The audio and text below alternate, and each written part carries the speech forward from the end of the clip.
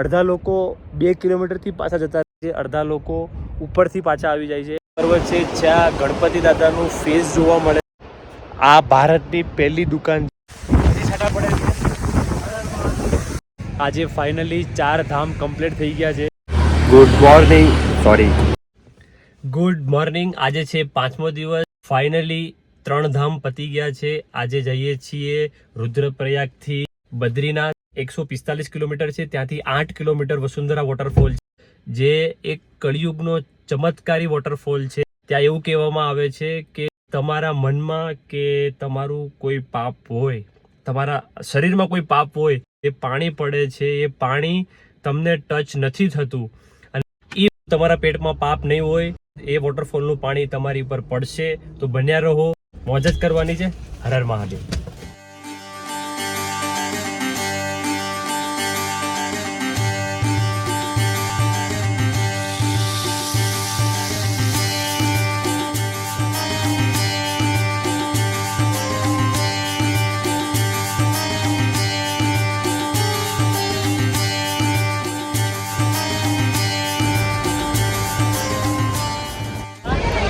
બદ્રીનાથ મંદિરે જતા પહેલા હનુમાનજીનું મંદિર આવશે. ત્યાં દર્શન કરીને પછી જ બદ્રીનાથનો રસ્તો જાય છે, જે 11 કિલોમીટર છે. અત્યારે આપણે છીએ હનુમાનજીના મંદિર પાસે. મળીએ આગળ. મહાદેવ વ્યૂ તમે જોઈ રહ્યા છો. પાછળ આજે તમને પર્વત દેખાય છે. એ પર્વતની અંદર ગણપતિ દાદાનો ફેસ તમને જોવા મળે છે. હું તમને સિનેમેટિકમાં હમણાં બતાવું. ગણપતિ દાદાના દર્શન થઈ ગયા છે, હનુમાનજી મહારાજના બી દર્શન થઈ ગયા છે. હવે આપણે વધીએ આગળ, બદ્રીનાથ જઈએ.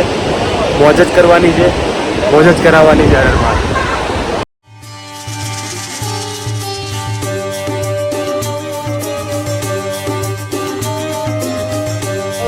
પહાડો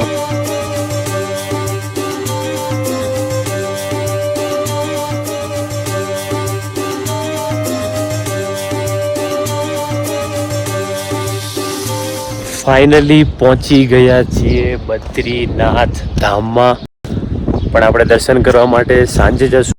અત્યારે આપણે વસુંધરા વોટરફોલ જઈએ છીએ, જે બદ્રીનાથથી 8 થી 9 કિલોમીટર દૂર. વસુંધરા વોટરફોલ જવા માટે વેધર થોડું ખરાબ.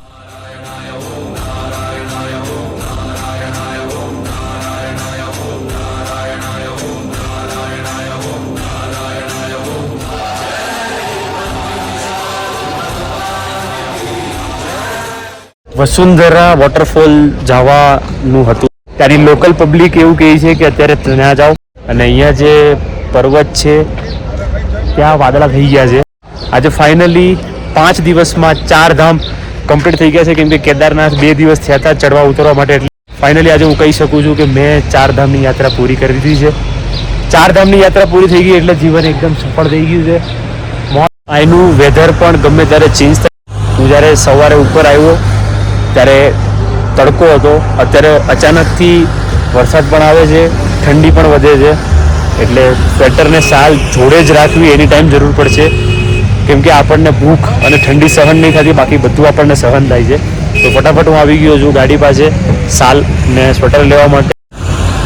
સારું લાગે છે કે ફાઇનલી 4 ધામ કમ્પ્લીટ થઈ ગયા છે. હવે દર્શન થઈ ગયા પછી પેટ પૂજા કરશું, કેમ કે સવારનું કંઈ ખાતું નહોતું. ગાડી ડ્રાઈવ કરતા હતા, પછી મંદિરના દર્શન થયા. થોડીક લાઈન હતી, અડધો કલાક જેવો નંબર આવ્યો, બટ ફાઇનલી સારા એવા દર્શન થઈ ગયા છે. હવે પેટ પૂજા કરશું, મોજ જ કરાવવાની છે. બાકી મળીએ આપણે મહાદેવર. વ્યૂ દેખ લો ભાઈ. ફાઇનલી 4 ધામ કમ્પ્લીટ.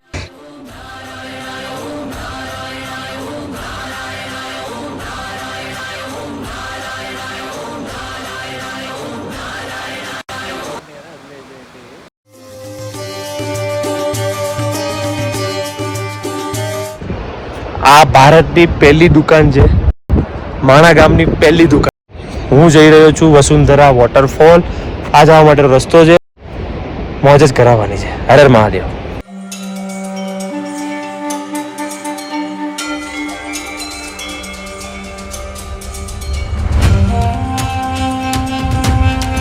Good morning. આજે છે 6થો દિવસ.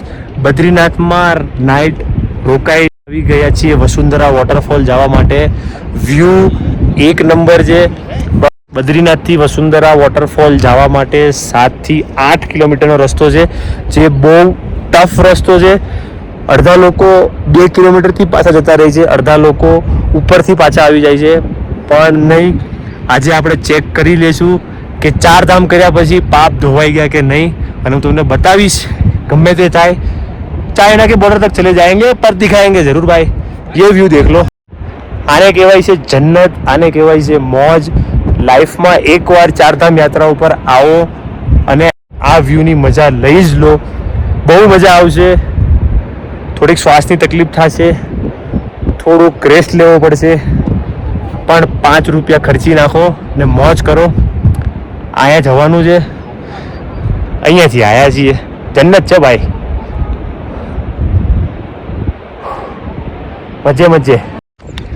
6 કિલોમીટર ચડ્યા પછી આ જે વ્યૂ તમને જોવા મળે છે, બદ્રીનાથ મંદિરની પાછળનો પહાડ છે. હર હર મહાદેવ. બહુ ટફ રસ્તો છે. 70 થી 80% લોકો પાછા રિટર્ન જાય છે. આ જ અસલી પરીક્ષા છે. પાપમાંથી મુક્ત બધાને થવું છે, પણ કોઈને મહેનત નથી કરવી.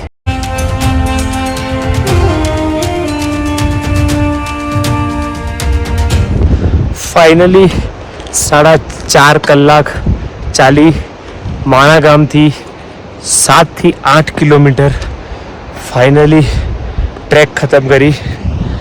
આ છે વાસુકી ધારા. ચેક કરીએ કે હું પાપી માણસ છું.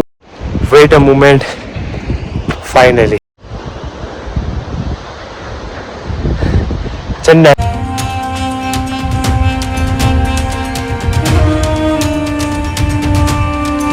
ફાઇનલી વાસુકી ધારા.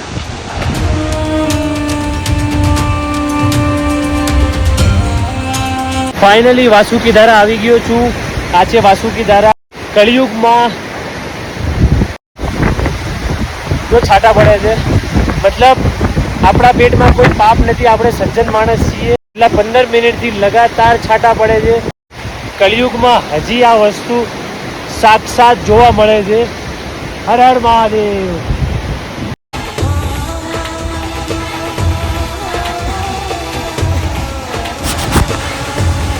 છાંટા પડે છે. આપણે પાપ નથી કર્યું ભાઈ.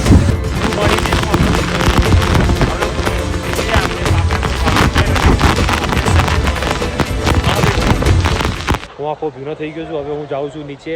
મળીએ આપણે સીધા ગુફા પાસે. હર હર મહાદેવ.